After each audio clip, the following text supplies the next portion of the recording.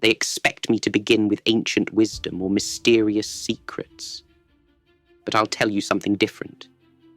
Yesterday, I watched a child try to catch water with his fists. The harder he grasped, the less he held. Without knowing it, this child understood more about true power than most masters I've met. You see, I've spent years watching men break their hands against wooden boards, believing that each shattered piece proves their strength. I did the same. Broke the boards, won the fights, chased faster kicks and harder punches. The world saw perfection. I felt emptiness. Here's what no one tells you about mastery. The moment you think you've achieved it is the moment you've lost it. I discovered this truth not in a temple or a training hall, but in my greatest moment of pride, when I thought I had nothing left to learn. Let me tell you about that day. But first, understand this. What I'm about to share isn't about martial arts. It's about the lie we tell ourselves about power, about victory, about what it means to be strong. A lie I believed until it nearly destroyed everything I'd built. I remember my first day at Master Ip Man's school, 16 years old, thinking I knew what strength meant because I could win street fights in Hong Kong. I walked in ready to prove myself. Instead, I found myself flat on my back, again and again. Not from force, but from something I couldn't even see. The other students whispered that I was gifted, that I learned faster than anyone. What they didn't see were the nights I spent punching water in a bucket until my knuckles bled, believing that pain was the path to power.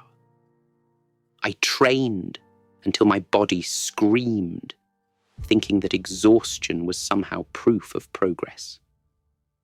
Everyone around me worshipped power. They measured it in broken boards, in knockout victories, in the fear they could instill in others.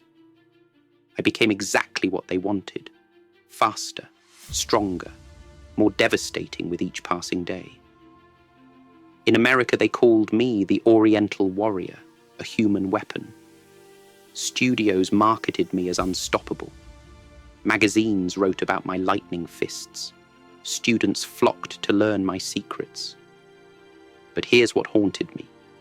The more powerful I became, the more I felt like that bucket of water, contained, restricted, defined by rigid borders. Each new achievement became a prison. Every demonstration of skill added another chain. I was becoming a prisoner of my own reputation, a captive of others' expectations. I saw the same hunger in my students' eyes that I once had. That desperate need to prove themselves, to be powerful, to be feared. They came seeking destruction, but what they needed was dissolution. I know because I walked that same path, chasing shadows of power, until I stumbled upon a truth that changed everything.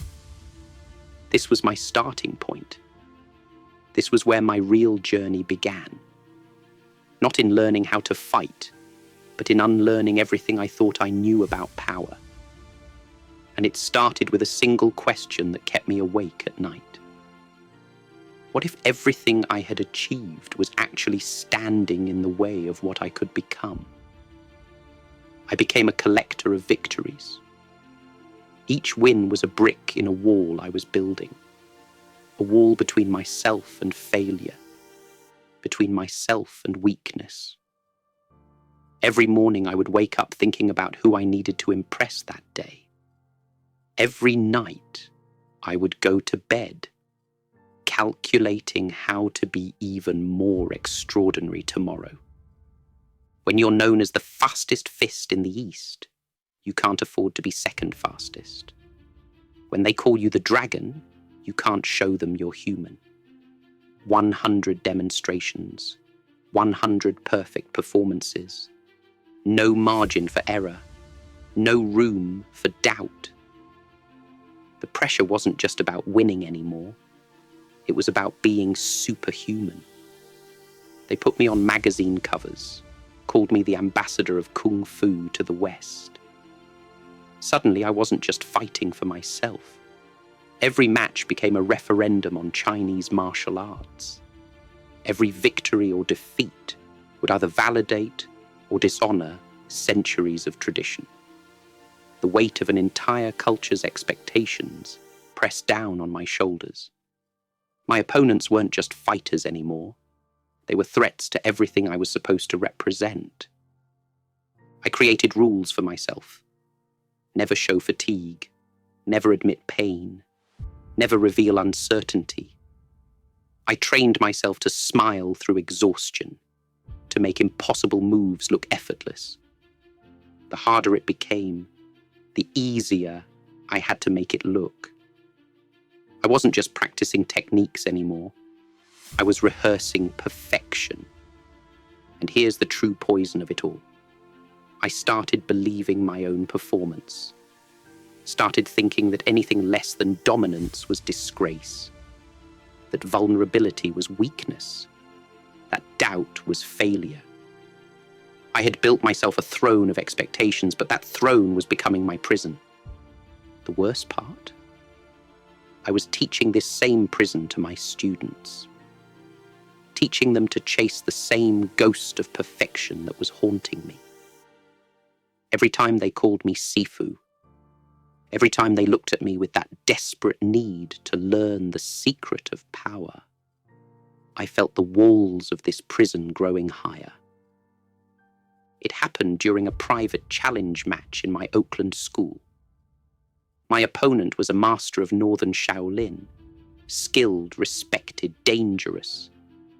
The kind of fight that usually fed my hunger for validation. He came at me with everything he had, and I responded with technical perfection. Each move exactly as it should be. Each counter precisely timed. A flawless victory. The crowd erupted. Students cheered. Another perfect performance for the dragon.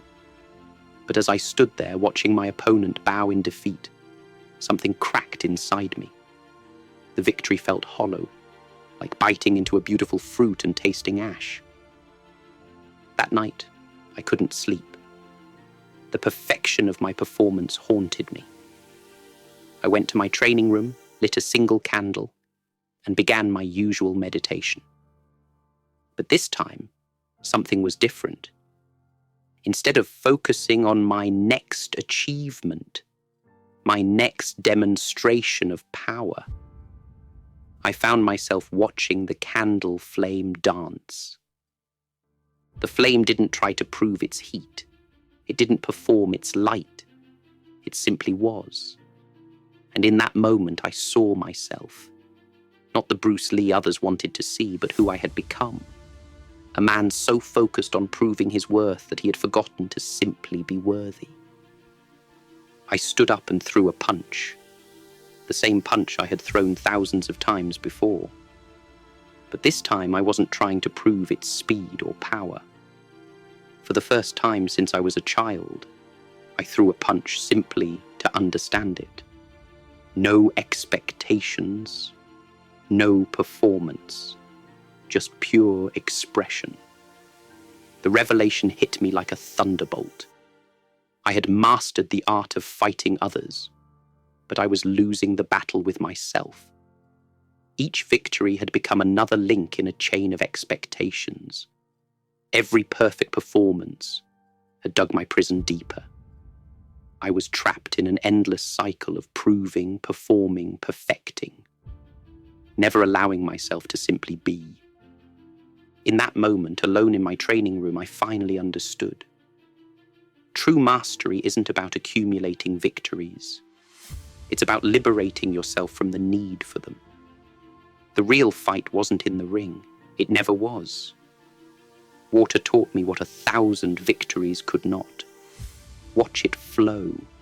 It doesn't try to overcome the rock. Yet the grandest canyon bears witness to its power. It doesn't attempt to prove its strength, yet, given time, it reshapes mountains. It has no fixed form, yet this very formlessness makes it indestructible. I had spent years building myself into something unbreakable. But water?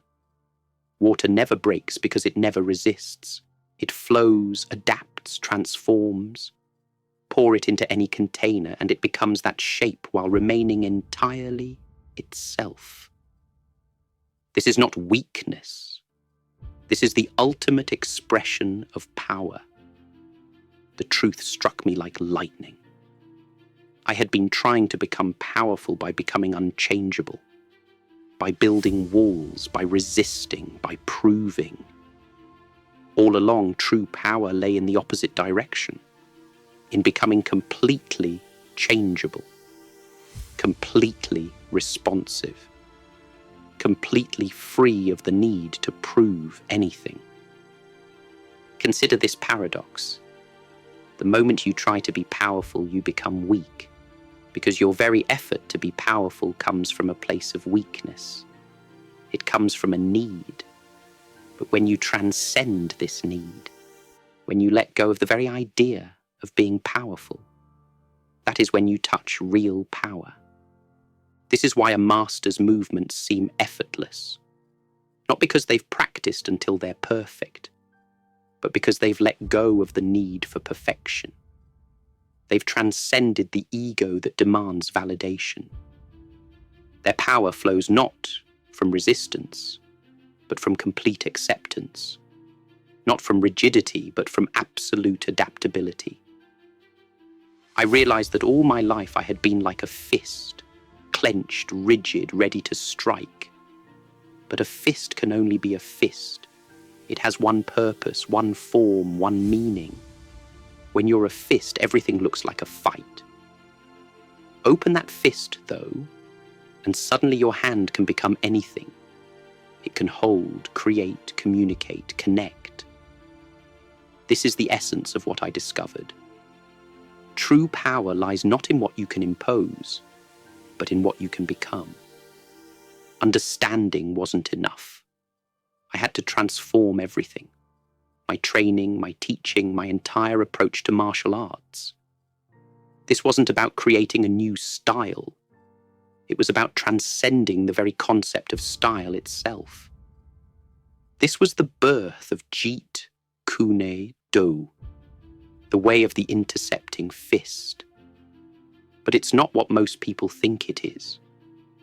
I stripped away every technique that existed merely for tradition's sake. I questioned every movement that served appearance over function. The classical mess, as I called it, had to go. No more elegant forms performed in empty air. No more techniques preserved, simply because they were ancient. Truth doesn't care about age. I began studying everything. Western boxing, fencing, wrestling. I took what was useful and discarded what was not. My fellow traditionalists were horrified. "You can't mix martial arts," they said. "You're destroying centuries of tradition." But I wasn't interested in preserving tradition. I was interested in liberating the human body and mind from the chains of style. In my Kwun, we stopped practicing fixed patterns. Instead, we learned to read energy, to sense intention, to respond without thinking. No more rigid stances, no more memorized combinations. I taught my students to be like water, to let their movements emerge from the situation itself, not from some predetermined form. The ultimate goal wasn't to master 1,000 techniques, but to move beyond technique entirely. To reach a state where your body responds without the interference of thought, without the delay of decision. Not through rigid discipline, but through absolute freedom. Not through accumulation of techniques, but through the elimination of the unnecessary. This was the hardest lesson for my students to grasp. The highest form of martial arts isn't about adding more to your arsenal. It's about stripping away everything that isn't essential. about removing every barrier between intention and action, about becoming so empty that you can contain everything, so formless that you can adapt to anything. What I learned in combat, in training, in those quiet moments of revelation. It was never just about fighting. Life itself is our greatest opponent, and most of us approach it like novice fighters, rigid, resistant, always trying to force our way through. I see it in the businessman who can't adapt when his perfect plan falls apart, in the artist who becomes trapped by her own success, in the parent who breaks themselves trying to maintain an image of perfection. We're all fighting the same battle, not against external forces, but against our own need to control, to prove, to be unshakable. Look at your own life. Where are you clenching when you should be flowing? Where are you resisting instead of responding? Every time you feel the need to prove yourself, ask, what are you really fighting against? I faced this in my own family life. Hollywood wanted the invincible Bruce Lee, but my son Brandon needed a father who could play, who could laugh, who could show vulnerability. My wife Linda needed a partner, not a legend. I had to learn to move between these worlds like water changing its form, not through effort, but through natural response to what each moment demanded. When I walk onto a film set now, I don't carry the weight of being Bruce Lee. When I step into my quoon to teach, I'm not trying to maintain an image. When I face a challenge, I don't meet it with resistance, but with readiness to adapt, to flow, to become whatever the moment requires. This is true power. Not the power to impose your will, but the power to be free from the need to impose anything. Not the strength to overcome resistance, but the wisdom to move through life without creating resistance in the first place. Remember the child I spoke of trying to catch water with his fists? We are all that child. The harder we grasp at power, at success, at perfection, the more it slips through our fingers. My greatest victory wasn't learning how to grasp more tightly.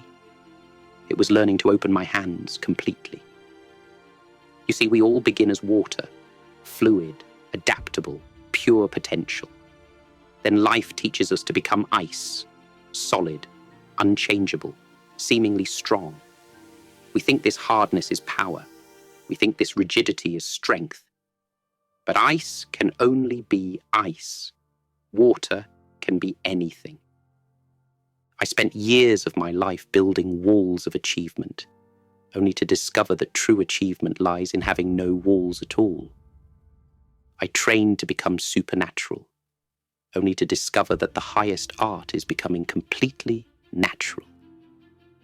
I sought to be exceptional, only to find that true power lies in being exactly what each moment calls for.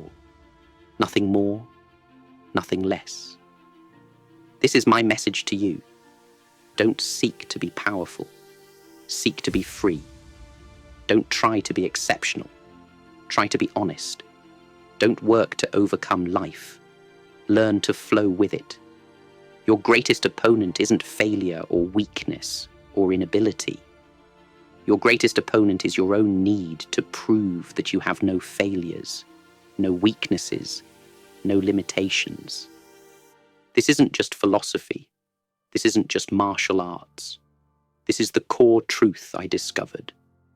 The ultimate mastery isn't about rising above others.